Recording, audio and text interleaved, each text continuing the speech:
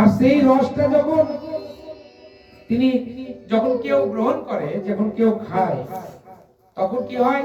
মুখ জলে তেজা নাহি যায়। কেন? রসটা খুব আস্বাদনীয় রস, তো মুখটা জ্বলছে ঠিক, কিন্তু খেলেও দিতে পারছে না। পরক্ষণে কি হয় না, বাড়িতে আসার পরে তখন যা খায় সব কেন জীবের ছাল চামড়া সব উঠে গেছে। বলেন এইরকম তপ্তৈক্য চর্বণ, বলেন সেই সুখের যে আকর্ষণ, মহাপ্রভু সেইটাকে বোঝার জন্য এই জগতের মধ্যে এসেছেন। কিভাবে এসেছেন না, ভক্তের বেশে তিনি এসেছেন। তিনি মাথায় জয় জয় শ্রী রাধে बोल বৃন্দাবন বিহারী লাল কি।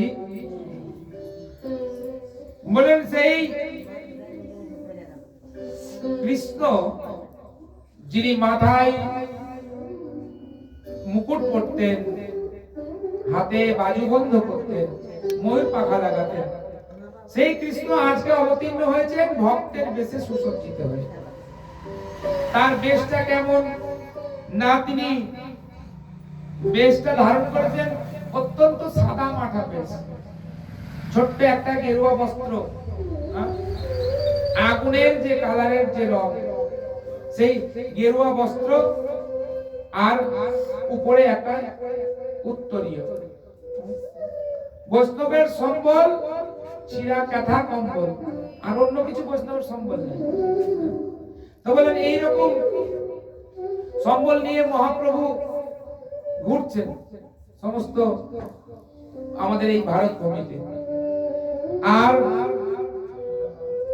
কৃষ্ণেন্দ্রিয়ের যে প্রীতিবাঞ্ছা, কৃষ্ণকে প্রাপ্ত করার জন্য তিনি চেষ্টা করছেন। আচ্ছা, কৃষ্ণ নিজেই কৃষ্ণকে প্রাপ্ত করার চেষ্টা করছেন। এখন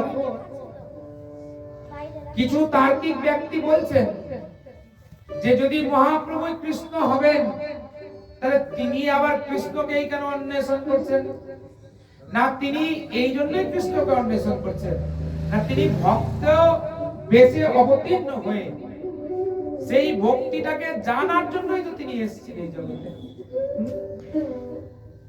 তিনি এই নদিয়াতে সচি মায়ের কোলে কলির জীবের ভাগ্য আকাশে অকলঙ্ক পূর্ণচন্দ্র আজ অবতীর্ণ হয়েছে। আর সেই সেবা অভিলাষ থেকে প্রাপ্ত করার জন্য, কি অভিলাষ না, কৃষ্ণের যে সেবা,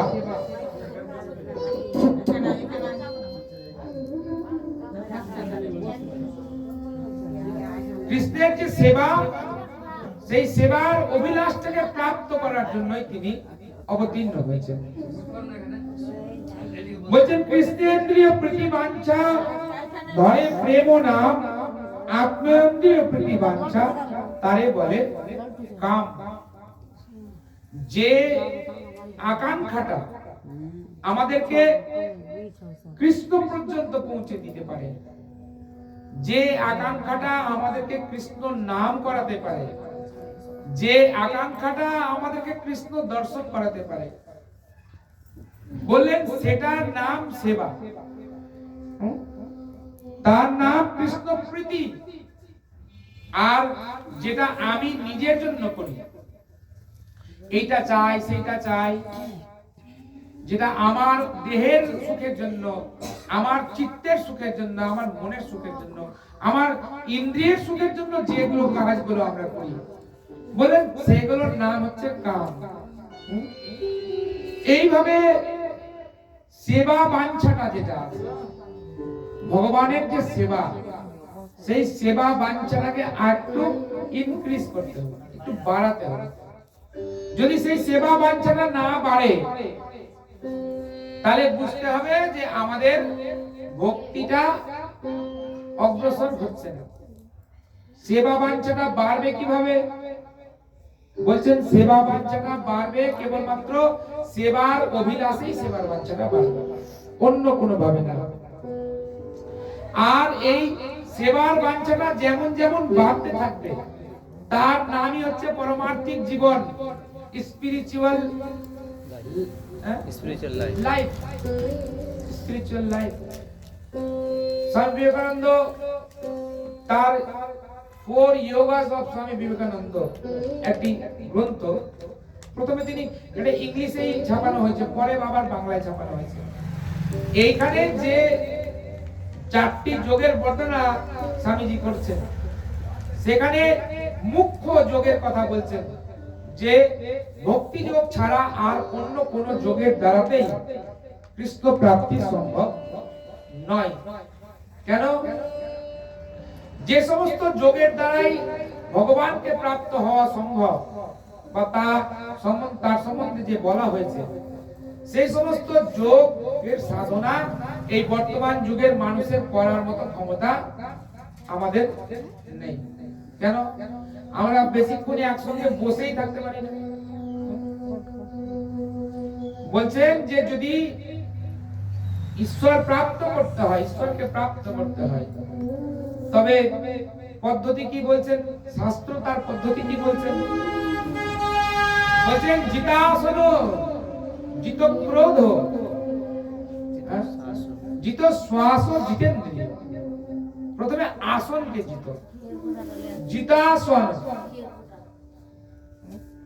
জিতাসন মানে আসনকে জিত। আসন বলতে এই কম্বলের আসন, তারপরে ওই কি বলে কুশাসন,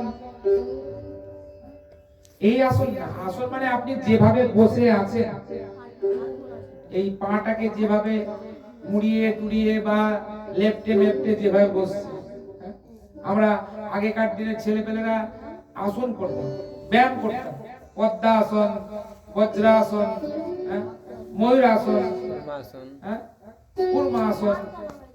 এখনকার ছেলেপেলেরা আর এই ব্যায়াম, আসন, ভোরবেলা উঠা, হাঁটতে যাওয়া, 3টা অবধি মোবাইল ঘাঁটতে ঘাঁটতে শুয়ে 10টা পর্যন্ত শুয়ে থাকে। কখন হাঁটবে, কখন আসন করবে? যদি বলা হয় বলতো আসন কাকে বলে? স্কুলে আগে গেম স্যার থাকতেন, খেলার শিক্ষক। তিনি ছুটির সময়ে বা টিফিন সময়ে ছাত্রদেরকে নিয়ে স্কুলে একটা ক্লাস করতেন, সেখানে আসন শিখাতেন, যোগ ব্যায়াম শিখাতেন। এখনকার দিনে ছাত্ররা ঘোড়ার ডিম যোগ ব্যায়াম কাকে বলে, আসন কাকে বলে কিছুই জানে না, কেউ জানে না। হিন্দু ছেলেরাও জানে না, মুসলিম ছেলেরা তো জানেই না। আগেকার দিনে সবাই জানত। কেন? সেগুলোর চর্চা ছিল তখনকার দিনে। এখন এই যে ভগবানের যে সেবা বাঞ্ছা, যার নাম বললাম পরমার্থিক জীবন, স্পিরিচুয়াল লাইফ, এটা কিভাবে হবে বললে, সেবা বুদ্ধিতে অলম বুদ্ধি নাই। সেবাটা যে করবে সেখানে যেন অহংকারটা না থাকে। আমি করছি, আমার দ্বারাই করা হয়েছে, আমি দিলাম, আমি না দিলে হতো না, এইরকম যে চিন্তা ভাবনা, বলেন এইরকম চিন্তা ভাবনা যদি থাকে, অহং বুদ্ধি থাকে, বলেন তাহলে সেটা আর সেবা থাকবে না। বলেন সেটা কি হয়ে গেল? বলেন সেটা আপনার অহংকার হয়ে গেল। ভগবানের সেবাটা হবে কিভাবে না, সেখানে কোনো অহংকার থাকবে না। এইভাবে অহংকার মুক্ত হয়ে ভগবানের সেবায় যুক্ত হতে হবে, তারই নাম পরমার্থিক জীবন। আর প্রেম, যে প্রেমকে প্রাপ্ত করবেন, ভগবানের সঙ্গে সম্পর্ক যুক্ত হবে, তার নাম তো যোগ। তো এই যে ভগবানের সঙ্গে সম্পর্ক যুক্ত হবেন, তো যুক্ত হবেন কিভাবে? কোন জিনিসের প্রতি যদি আপনি যুক্ত হতে চান, তো প্রথমে সেটাকে ভালো তো বাসবেন। ভাগবত কথা শুনতে বসেছেন, এই যে ভাগবত কথা শুনতে বসেছেন, এই ভাগবত কথার প্রতি যে আপনার প্রেম, ভাগবত কথার প্রতি যে আপনার ভালোবাসা জন্ম হয়েছে, শ্রীমদ্ ভাগবত বলছে, ভাগবতের মধ্যেই তার মাহাত্ম্যের মধ্যে যে ভাগ্য উদয়েন বহু জন্ম সমর্জিতে সৎসঙ্গ লভতে পুরুষ জলাবৈ। তো ভাগ্য উদয়েন বহু জন্ম, বহু জন্মের ভাগ্যের যখন উদয় হয়, জীব তখন এই ভাগবত কথা লাভ করে। কিন্তু ভাগ্যের উদয় তো না হয়েছে, এখানে ভাগ্যের উদয় হয়ে এখানে ভাগবত কথা চলছে, সুন্দর গান বাজনা দিয়ে সুন্দর মাইক সেট দিয়ে না হয় চলছে না, একটু খসখস করছে, আওয়াজটা না হয় ভালো নয়, কিন্তু কথাটা তো ভাগবতেরই চলছে। শুনছে কয়জন? এই গ্রামে কি এই 10 জনই লোক আছে? এই 15 জন লোক আছে এই গ্রামের মধ্যে? না, আছে বহু লোক, কিন্তু তারা একত্রিত হয়নি। কিসের জন্য হয়নি? কিসের জন্য না? বলছেন যে ভাগ্য উদয়েন বহু জন্ম সমন্বিত, জন্ম জন্মান্তরে ভাগ্য যখন উদয় হয় জীব তখন ভাগবত কথা লাভ করে। আপনি যে এখানে উপস্থিত হয়েছেন, আপনি মনে মনে ভাববেন না যে আপনি এমনি এমনি এখানে উপস্থিত হয়েছেন। এখানে ভগবান আপনাকে ঠেলে পাঠিয়ে দিয়েছেন মশাই, তবে আপনি এখানে এসেছেন। এমনি এমনি আপনি এখানে আসেন, এমনি এমনি এখানে আপনি আসতে পারবেন না। কেন? ঠান্ডাটা এখনো পুরোপুরি যায়নি। লেপের তলায় শুয়ে মোবাইল ঘাঁটতে কার না ভালো লাগে বলেন? কানের মধ্যে সুন্দর হেডফোন দিয়ে গান শুনতে কার না ভালো লাগে? এই ঠান্ডার মধ্যে এখানে বসে এই খালি জায়গার মধ্যে ভাগবত কথা শুনবে, এরকম মানসিকতার মানুষ কয়জন আছে এখন? বললেন যে এই যে প্রেম, ভগবানের প্রতি যে প্রেম, সেই প্রেমটা প্রাপ্ত করা এত সহজ জিনিস নয়। আমরা লৌকিক দৃষ্টিতে বলি ও খুব ভগবানকে ভালোবাসে, তার বাড়িতে ঠাকুরের সেবা হয়, সে গোপালকে খুব ভালোবাসে। ভালোবাসা আর প্রেম আলাদা আলাদা জিনিস। ভালোবাসা হলো জড়জাগতিক। কেমন জড়জাগতিক? ভালোবাসা বলছে তোমার কাছে কি কি আছে আমাকে দাও, তার নাম ভালোবাসা। আর যেদিন দিতে পারলেন না, ভালোবাসা একবারে ফলগু নদীর মতো শুকিয়ে যাবে। আর প্রেম কি? বলেন প্রেম হচ্ছে তার নাম যে বলছে তুমি আমার কাছে কি কি আছে, তুমি কি কি নিতে পারো বলো, আমি তোমাকে সর্বস্ব দিতে পারি, লুটিয়ে দিতে পারি তোমার জন্য, তার নাম প্রেম। তাহলে ভালোবাসা আর প্রেম এক জিনিস না, কিন্তু আমরা লৌকিক দৃষ্টিতে বলছি লাভ, লাভ মানে প্রেম, প্রেম মানেই ভালোবাসা।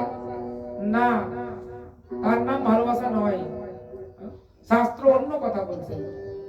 ভগবানের সঙ্গে সম্পর্ক যুক্ত হওয়ার জন্য যে যোগ, যে প্রেম, সেটাকে যদি লাভ করতে হয়, বললেন তবে কি করতে হয় না? তবে সেবাটাকে ভালো করে শিখতে হয়।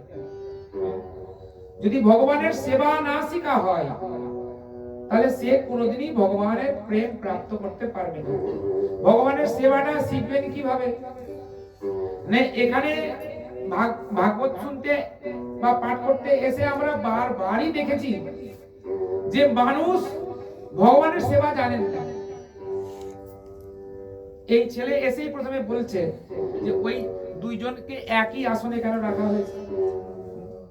একজন এই বাড়ির গৃহকর্তা ছিলেন, যার জন্য এই বাৎসরিক উৎসব, তাকে তার যে চিত্রপট, তাকে আর রাধা কৃষ্ণকে একই আসনে রেখে দেওয়া হয়েছে, সমান সমান আসনে। এইরকম চলবে না। তার তো শাস্ত্রের একটা নিয়ম বলা হয়েছে, ভগবান সবসময় উঁচু স্থানে থাকবেন। আর এই অধম দেহ না, এখন আমি আপনাকে সেটা বলছি না, কিন্তু আমাদেরকে এগুলো জানতে হবে। এগুলো তো শিক্ষার বিষয়। এই যে সেবা, সেবাটা শিখবেন কিভাবে? সেবাটা আপনি তখনই শিখতে পারবেন যখন আপনি বৈষ্ণব সঙ্গ করবেন, সাধু সঙ্গ করবেন, তখন আপনি সেবাটা শিখতে পারবেন। সেবাটা জানেন কারা? বলেন যারা সেবক তারা সেবা জানে, অন্য লোকের সেবা জানে না। আর এমন কোন যন্ত্র নাই যেটা লাগিয়ে আপনাকে শিখিয়ে টাইট দিয়ে দিলাম, যাও তুমি সেবা শিখে গেছো। নাই, এরকম কোন যন্ত্র নাই জগতে। সেবাটা করতে করতেই শিখতে হয়।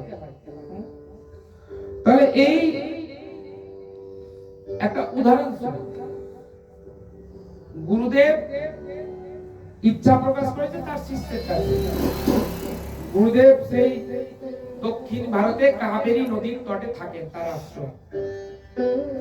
গুরুদেব বলেছেন শিষ্যকে যে দেখো, আমার খুব ইচ্ছা হয়েছে যে আমি এই কাবেরী নদীতে স্নান করে উঠে একটা ব্রাহ্মণের পা ধুইয়ে একটু নিজেকে শান্তি পাবো। ব্রাহ্মণের পা ধুইয়ে দিতে যদি আমি পারতাম, তাকে যদি আমি একটু প্রণাম করতে পারতাম, তাহলে আমি খুব আনন্দ পেতাম। শিষ্য বলছেন গুরুদেবকে যে গুরুদেব, আমি তো ব্রাহ্মণ, হ্যাঁ, আপনি আমার পা ধুইয়ে দিতেই পারেন। এখন গুরুদেব ৩-৪ দিনের জন্য এই কথা বলেছেন, বলে দিয়ে গুরুদেব ৩-৪ দিনের জন্য কোনো বাইরে একটা কোথাও চলে গেছে। শিষ্য সেই নদীর ধারে ৩-৪ দিন ধরে দাঁড়িয়ে আছে।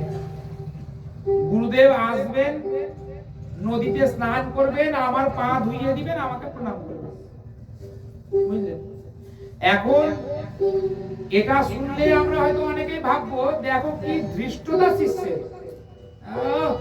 গুরুদেব তার পা ধুইয়ে দিবে জন্য সে পা মেলে একদম দাঁড়িয়ে আছে, কিন্তু শিষ্যের সেই ভাব বুঝতে পারেন আপনি?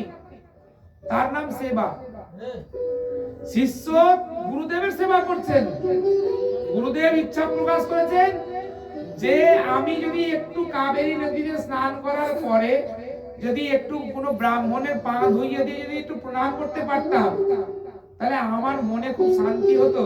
শিষ্য সেটা শোনার পরেই সে এবার ভাবছে, আমি তো ব্রাহ্মণ, গুরুদেব যদি আমার পা ধুইয়ে দিয়ে আনন্দ পান, তা এটা তো আমারও সেবা করা হলো গুরুদেবকে, বুঝলেন? এর নাম সেবা। বলছেন জগন্নাথের এই যে সেবা, যারা এই মহাপ্রভু আছেন পুরীতে, তো সেই সেবাটা মহাপ্রভু এই গৌরী ভক্তরা জানেন। সারা ভারত ভূমিতে বৃন্দাবনে আপনারা যাবেন, দেখবেন যে সমস্ত মন্দিরের মধ্যে বাঙালিরা সেবা করছে। বাঙালিরা সেবা করছে কিসের জন্য? বাঙালিরা বড় বড় মন্দিরে সেবা করছে। এই বাঙালি ছাড়া অন্য লোকেরা সেবার পরিপাটি জানে না, জানেই না যে ওই প্রসাদী জিনিসটাকে একবার হাত দিয়ে ধরলে হাত ধুয়ে তারপরে আরেকটা সেবা শুরু করতে হয়। এরা জানে না, এই অবাঙালিরা যেগুলো জানে না। অনেক কিছু জানে, কিন্তু সেবার যে পরিপাটি, সেই সেবার পরিপাটি কেবলমাত্র বাঙালিরাই জানে। যার জন্য আজও অব্দি বৃন্দাবনে গেলে দেখবেন যে ভালো ভালো মন্দিরের মধ্যে সব বাঙালিরাই সেবা করছে, সেবার পরিপাটিটা তারাই জানে। বলছেন এই ভগবান গৌর হরি এই পুরীতে আছেন গম্ভীরার মধ্যে, আর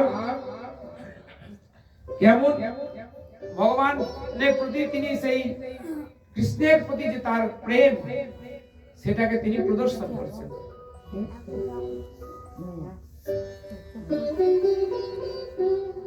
ঠিক ঠিক কেমন ভাবে সেবা করছেন না, সেই প্রেমটাকে প্রাপ্ত করার চেষ্টা করছেন। বলছেন ঠিক যেমন চিটা গুড়ের মধ্যে যেমন পিঁপড়া পড়ে গেলে পিঁপড়া জানে যে যদি ওই গুড়ের মধ্যে একবার আমি উঠি, তাহলে আর আমি সেখান থেকে আর বাঁচতে পারবো না, ওইখানেই আমার মৃত্যু হবে। তবুও পিঁপড়া তার মধ্যে যেই উঠে যায়, কেন? তার ওই গুড় এত মিষ্টি, তার মধ্যে ওই গুড়ের প্রেমে পড়ে যায়, আর সেখানে গিয়ে সে ওই ডুবে ওই গুড়ের মধ্যেই মরে। কিন্তু তবুও পিঁপড়া সেটাকে ছাড়ে না। তো এই কৃষ্ণের যে বিরহ লীলা, সেই বিরহ লীলাটাকে মহাপ্রভু আস্বাদন করছেন। কিভাবে আস্বাদন করছেন না, আপনারা সবাই জানেন যে জগন্নাথের যে রথযাত্রা হয় তার 15 দিন পূর্বে স্নান যাত্রা হয়। জগন্নাথের রথযাত্রার পূর্বে স্নান যাত্রা হয়। সেই স্নান যাত্রার পরে জগন্নাথের কি হয়? জ্বর আসে, জানেন তো নাকি? জগন্নাথের 15 দিন দর্শন হয় না। পুরীতে জগন্নাথ মন্দির সেই সময় বন্ধ থাকে। আর জগন্নাথের স্নান যাত্রা হয়ে গেলে বলা হয়েছে যে জগন্নাথের নাকি জ্বর হয়েছে, এই জন্য জগন্নাথের দর্শন হয় না। আর তখন ভগবানের ভোগ কি হয়? অন্য সময়ে তো জগন্নাথের ভোগ হয় 56 ভোগ। জগন্নাথের সঙ্গে মা গুন্ডিচা দেবীর কথা হয়েছে, কতবার খাবা বলছেন? 56 বার ভোগ লাগবে। হ্যাঁ, 56 ভোগ 56 বার লাগবে। একবার খেয়ে হাত ধুয়ে হাত শুকানোর আগে আবার ভোগ লাগবে। এমন তার সেবা চলছে সেখানে, পরিপাটি সেবা। তো সেই জগন্নাথকে মহাপ্রভু সেই পুরীতে থাকেন আর জগন্নাথকে দেখতে যান, আর তিনি জগন্নাথকে দেখেই তার কৃষ্ণ স্ফূর্তি হয়। সেখানে তিনি কেমন জগন্নাথকে দেখে তিনি কোন কৃষ্ণের চিন্তা করেন বলেন? চৈতন্য চরিতামৃত বলছেন যে সেখানে তিনি ওই কুরুক্ষেত্রের যে কৃষ্ণ, সেই কৃষ্ণকে তিনি চিন্তা করেন। কেন? সঙ্গে দাদা বলরাম আছেন, বোন সুভদ্রা আছেন, এইরকম কৃষ্ণকে তিনি দেখেন ওখানে। সেই কৃষ্ণকে তিনি আজ দেখতে পাচ্ছেন না। কেন না? জগন্নাথের স্নান যাত্রা হয়ে গেছে, 15 দিন তিনি দেখতে পাবেন না। তাই জগন্নাথকে তিনি দেখতে পাবেন না জন্য তিনি আলারনাথে গেছেন। এই আলারনাথ পুরীর থেকে অল্প দূরেই, 15 কিলোমিটার এরকম। সেইখানে কেমন প্রেম দেখেন মহাপ্রভু, যে আলারনাথে যাওয়ার পরে তিনি যখন সেখানে সেই নারায়ণকে তিনি দেখেছেন, তো তিনি দেখেই অজ্ঞান হয়ে পড়েছেন। আর তার যে দেহ, তার যে পিঠটা এত গরম হয়েছে যে পাথরটা সেখানে গলে গেছে। এখনো গেলে আপনারা দেখতে পাবেন যে একটা মানুষ যেমন শুয়ে গেলে তার যে পিঠের দাগ পড়ে, ঠিক পাথরটা ওই রকম সাইজের হয়ে তার একটা দাগ পড়ে আছে। এর নাম হলো প্রেম। ভগবানের প্রতি যে কেমন প্রেম সেটা তিনি সেখানে দেখাচ্ছেন। রঘুনাথ দাস গোস্বামী তার স্তবাবলীতে বলছে যে অনয়া রাধা পদাম মজরেন অনাশ্রিতময়া বৃন্দাবনীয়াম পদাঙ্কম অসমাভাস্য তৎনবম দিব্যম কাব্যম সবকরতম নাটকম কুলম। সেই যে শ্যামসিন্ধু রসে যে অবগাহন করা হবে, সেই শ্যামোত্তরের যে শ্যামসিন্ধু, সেখানে যে অবগাহনের যে দরকার, মহাপ্রভু সেই প্রেমটাকে দেখাচ্ছেন। যে কৃষ্ণের যে প্রেম, সেখানে যে সেটার মধ্যে যে স্নান করবেন, সেটার মধ্যে যে ডুব দিবেন আপনি, তো এত সোজা না ডুবে যাওয়াটা। সেই প্রেমে ডুবে যাওয়াটা একটা সোজা জিনিস নয়। তিনি সেখানে দেখাচ্ছেন যে সেই প্রেম সিন্ধুতে যে ডুববেন, সেই পন্থাটা কি। প্রথমে সেই আরাধ্যকে নির্ণয় করতে হবে। আরাধ্যকে নির্ণয় করবেন মানে, আপনাকে গুরুদেব দিয়ে গেছেন কৃষ্ণ মন্ত্র, আর আপনি বন্ধু বান্ধবের সঙ্গে একবার ওই ভোলে বোমে জল ঢালতে যাওয়ার পর থেকে আপনি এখন সবসময় ওম নমঃ শিবায় জপ করতেই আছেন। ওম নমঃ শিবায় জপ করলে আপনি যে ভগবানকে পাবেন না সেটা আমি বলছি না, কিন্তু আরাধ্য নির্ণয় করবেন কিভাবে না? গুরুদেব তিনি কৃপা করে আপনাকে কৃষ্ণ মন্ত্র দিয়ে গেছেন, আর আপনি সেই কৃষ্ণের নাম ভজনা করে আপনি এখন অন্যের ভজনা করছেন। বলেন এই রকম ভজনার দ্বারাই আপনি কোনোদিনই ভগবানকে প্রাপ্ত করতে পারবেন না। ভগবান যে দীক্ষা আপনাকে দিয়ে গেছে গুরুদেব, সেই দীক্ষা যদি আপনি ভজন না করেন, আপনি যদি অন্য তন্ত্র করেন, তবে কিন্তু আপনি ভুল পথে পরিচালিত হয়ে আছেন। বলেন আরাধ্য কাকে বলা হয়? বলেন যার আরাধনা করছেন তিনি হলেন আরাধ্য।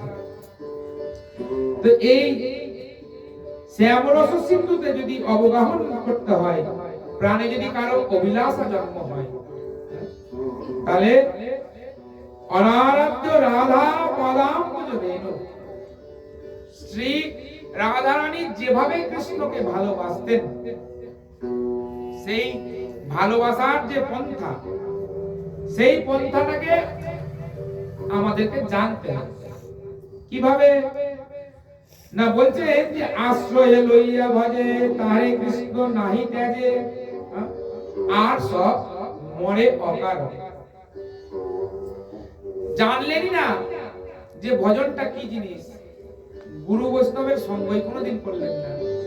আপনি এমনি এমনি মন করা ধর্ম আচরণ করছেন, আর আপনি ভাবছেন যে আপনি কৃষ্ণ প্রাপ্তি করবেন। কৃষ্ণ প্রাপ্তি করবেন